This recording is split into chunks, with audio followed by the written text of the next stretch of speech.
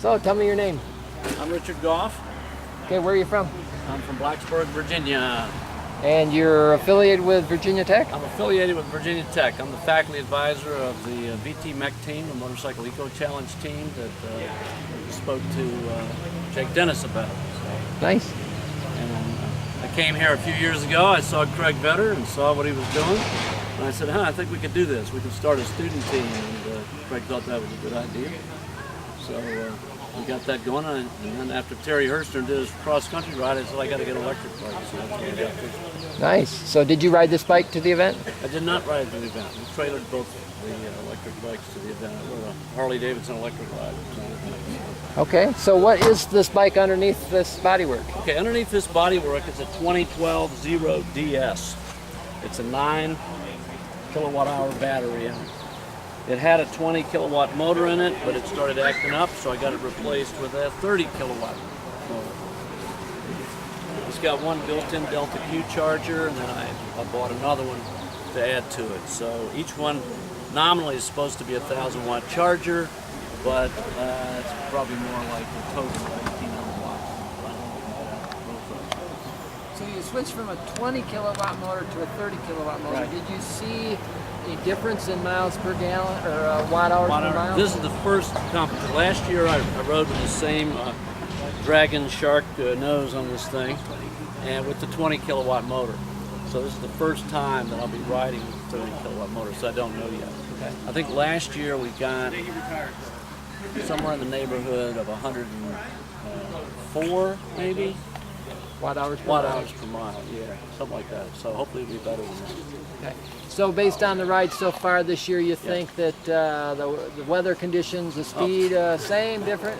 The weather conditions are vastly different. It was raining last year. The speed's probably about the same so far as I can tell. Yeah, I think we had a similar ride down to this point anyway, so it should be pretty comparable, a little more drag and rain and water. But the nice thing about this year, I'm going to have an hour and a half to charge here and an hour and a half at the museum.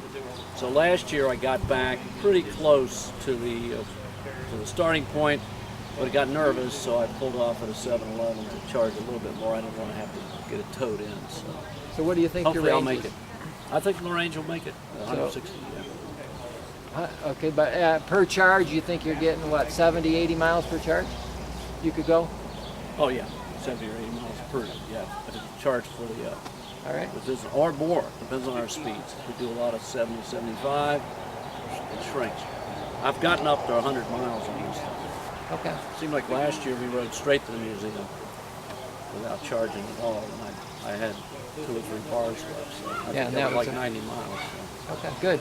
So tell me about your modifications. What have you done? Okay, to the modifications. Well, one year the Virginia Tech team used a custom fairing that they built, so I put the Vetter nose on this. And then when I had to give the Vetter nose back to the Virginia Tech team, I decided I wanted to build something quick and dirty.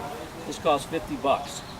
And as far as I can tell, it's pretty close. It's probably 80% of the efficiency of the Vetter nose, even though, as Craig Vetter said, it took years and years of college education to come up with something like this. But we're into prototyping, quick and dirty. You know, it kind of does the job, and as I said, it was like $50. A few aluminum bars and some chloroplast. So if I were to leave it like this permanently, I think I'd probably do a better job.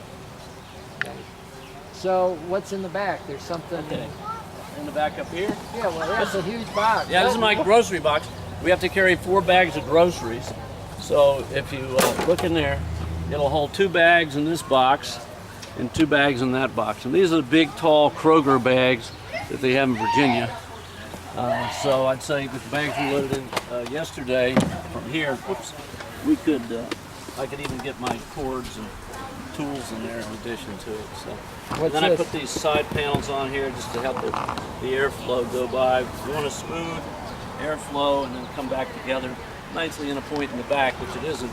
I did have the back blocked off and fiddled with, but I found that wasn't very good. It does catch air in there. Have you had any cooling issues with it? You're kind of closing off the motor. I have. Well, I haven't had any today, which is the first. Well, we rode yesterday. I didn't have any yesterday either. So but I usually don't ride with this stuff on there. So, but I did have cooling issues without it at really high speeds for sustained 75 miles an hour for 5 minutes, 10 minutes. I had cooling issues. So there's cooling issues with a stock bike. That's what you're saying? At high speed. Okay. Sustained high speed, yes. There'd be cooling issues with the stock bike. I'm hoping this maybe helps some. We'll see. Is this a stock windshield? This is a windshield off a Harley Davidson. Okay. That's pretty tall. And it's slanted back. I mean, they make a windshield for the Zero, but it's about the right size. The air can flow through here. It can also go over the top. Is this originally you were riding a pretty stock bike? This bike Yes. with a windshield. With a windshield. This windshield Yes. and that big box, or even a bigger box. It was a bigger box, wasn't it? No, it was the same size box. Okay. Yeah, same size box. I had this as a box, stock windshield, totally stock motorcycle, Yeah. and I only made it 72 miles. I couldn't get to the museum. And you had like one other thing in here, I think, to deflect from the front. There was something beside the windshield, I think, up there. But it was I pretty think it was just a stock. fender. Yeah, it's a high fender bike because this is a DS. This is actually a dual sport bike. It's running dual sport tires, semi-knobby tires, not smooth road tires.